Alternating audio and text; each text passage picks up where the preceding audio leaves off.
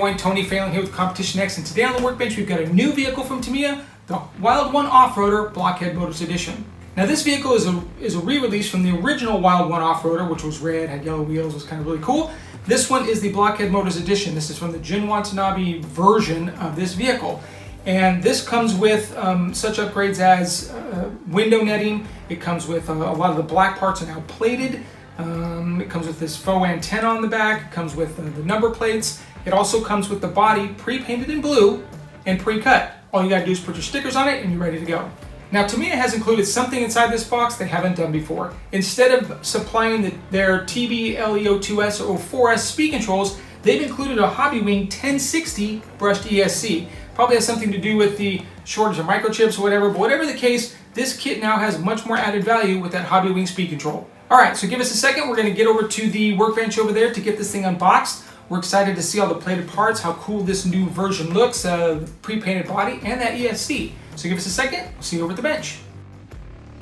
Alright, the Blockhead Motors Wild One Offroader.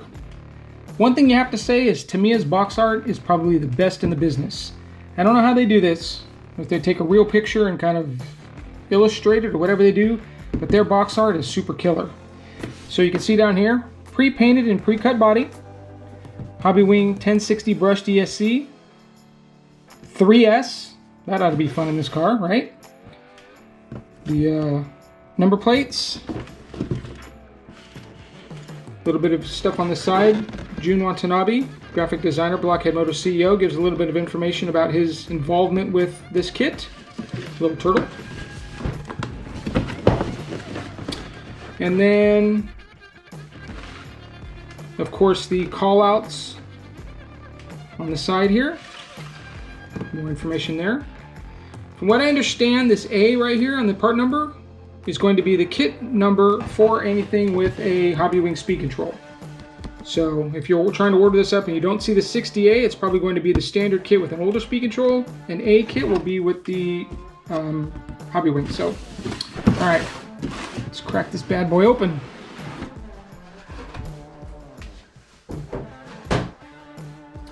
All right, looks like standard Tamiya packaging. This is not, there was somebody that had mentioned something about the blister pack packaging from a long time ago, and I agree, I kind of missed that cool blister pack kind of deal going on here, but I think that probably costs a lot more money than doing it in the poly bags.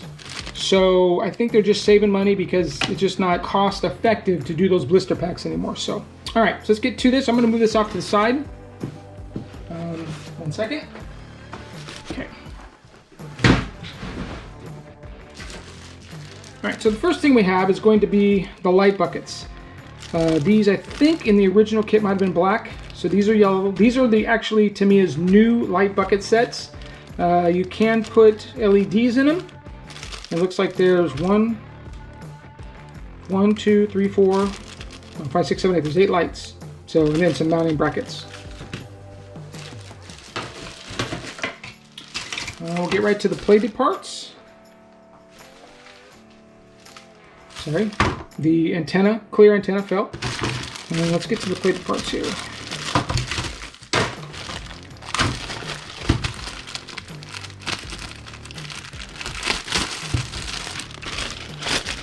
So the plating looks very nice on these. It's almost kind of a greenish, bluish color. It has a neat little different color to it.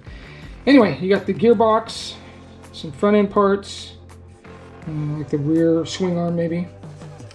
Nice plating. The next parts tree here. Looks like the wheel adapters, maybe servo mounts. That brings back some memory, right? The cover for the gearbox. That's really cool. Look at the little nuts. You can see those? Those are cool. Ah, yes. The front and rear wheels. Those are great. Look at those wheels, how beautiful they look. One thing you may want to do though when you're attaching the wheels to, or the tires to these is all this little plating in here, you might want to scrape it off. if you can. Typically the glue doesn't stick well to the plating, and it doesn't grip the tire when you glue it. If you're gonna run a standard 2S battery pack, like Mabuchi motor, that'll probably be okay, but if you're gonna go something hotter like a 3S, you might want to do that to the wheels. And the chassis, standard Tamiya no frills chassis. I think the battery goes in here. Suspension area. Electronics in here, maybe servo here, I'm not quite sure where the servo goes. So, chassis. Crazy Wild One tires. Sand gripper, super gripper. These are like the tires we used to run like in two-wheel drive buggy a million years ago. Very similar. And then the rear tires with these gnarly little lugs on them. It's a lug and a pin. Kind of neat. One of those. Next tree, like a driver, some more lights. I don't know if I like this being plated. I don't know how easy it's going to be to repaint over those, but we'll see. Nice looking plating though, looks good. And then the left and right roll cage parts. These will mount somewhere to the chassis. Maybe like this or something. Back here farther probably. Anyway. Nice. They come with the screws already molded into them. Looks like you need to remove this. But yeah, kind of very nice there. There's a little interior guy here.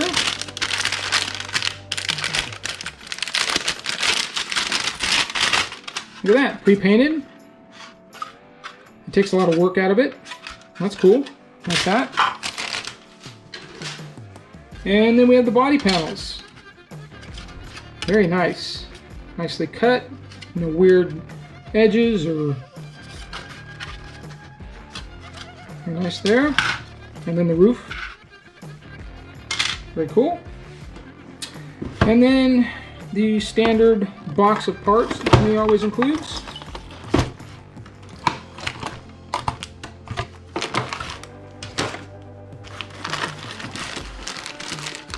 Let's see. Got the A bag here. It's like an axle. Bunch of mounting hardware. Maybe the shocks, shock springs, shock bodies right there. Looks like they may be pre-assembled. You just have to put oil in them.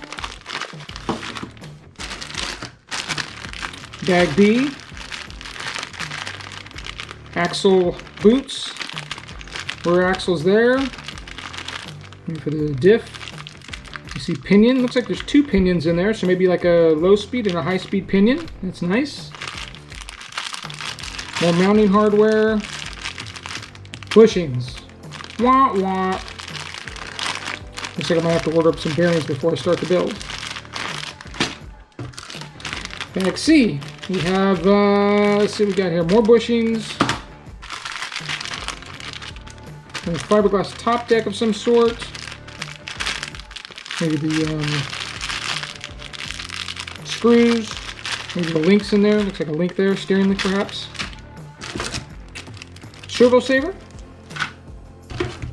Front bumper. These look like wheel hexes, maybe rear wheel hexes. Maybe it uses a it does use a different design. So instead of so there's four little pins there. Looks like it goes into four little things there, four holes in there, and then that screws on. That keys into your wheel pin.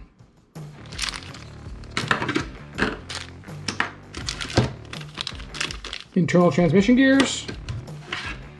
Super fast. Mabuchi motor. Mabuchi motor RS540SH.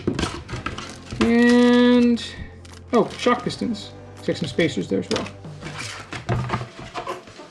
And finally,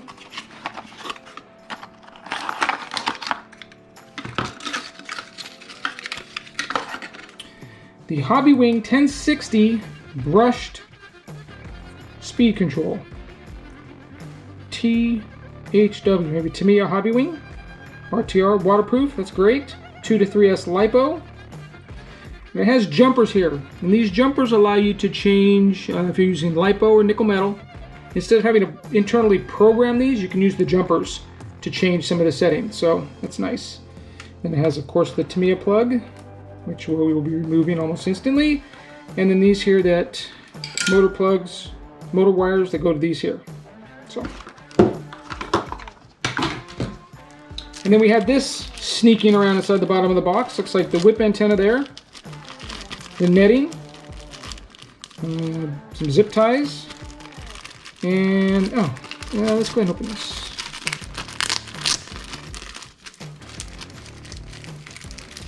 Maybe. Oh. Screens for the lights. Lenses for the lights. And then the rear number plates there as well. I think that antenna's kind of cool.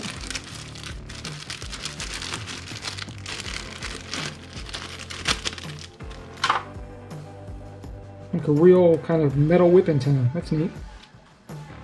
And then finally, we have the literature. This one that I guess has to be included, but I can't imagine anybody ever reads this. This one, there we go. The sticker sheet, decal sheet, Blockhead motors, got the seat belts, numbers, turtles, all that. No window masks, because obviously nothing to mask. There's that. And then finally, the Wild One Blockhead Motors instruction manual. This kit's really not all that involved, so this should be a pretty fast build, especially when all this is already painted. So, yep. And the last thing we didn't show you is this last piece here. Template for the window netting and the rear number plates. There you go. So there you have it. Everything that comes in Tamiya's Wild One Offroader Blockhead Motors RC kit. Now, of course, we're super excited about building this kit. This is one of those cars that I've wanted forever. I never had an original Wild One, so having this kind of special edition one is even better. We're also going to be doing some drive video of this vehicle, which should be super fun. So please make sure you subscribe to the channel and hit that bell notifier to be notified of future videos in this series. Thanks for watching. We'll see you soon.